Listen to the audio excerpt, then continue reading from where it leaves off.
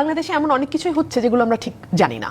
ধরুন কালকে যখন শেখ হাসিনার রায় নিয়ে যাদের মাতিয়ে রাখার প্রয়োজন ছিল তাদেরকে মাতিয়ে রাখা হয়েছে, ৩২ নম্বরে বুলডোজার নিয়ে যাওয়া হয়েছে, মানে আজাইরা কাজে ব্যস্ত আর কি যেটাকে বলা হয়। হ্যাঁ, ঠিক এর মধ্যে বাংলাদেশের বন্দর দ্রুত গতিতে ভিন দেশের হাতে দিয়ে দেওয়া হয়েছে এবং আমরা ঠিক জানি না আগামী ৩০ বছরের জন্য যে চুক্তিটি করা হলো, এই চুক্তি যদি ফেব্রুয়ারিতে কোনো নতুন সরকার আসে, যদি, তাহলে এর দায়টাও নতুন সরকারকে বহন করতে হবে এবং ১০৬ অনুযায়ী যেই সরকারটির দায়িত্ব কেবলমাত্র ডে টু ডে অ্যাক্টিভিটিস, যেটাকে বাংলায় বলা হয় দৈনন্দিন কার্যকলাপ পরিচালনা করা, এক্স্যাক্টলি দৈনন্দিন কার্যকলাপই বলা আছে অর্ডারের মধ্যে, তারা বন্দরটি ৩০ বছরের জন্য বিদেশিদের হাতে দিল।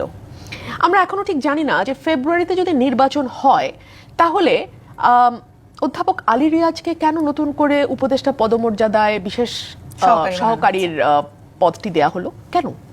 এগুলো না আমরা আসলে বুঝি না। একে তো মেয়ে মানুষ, তার উপর বুদ্ধি কম, কিছুই তো বুঝি না, কেন হলো ঠিক বুঝি না।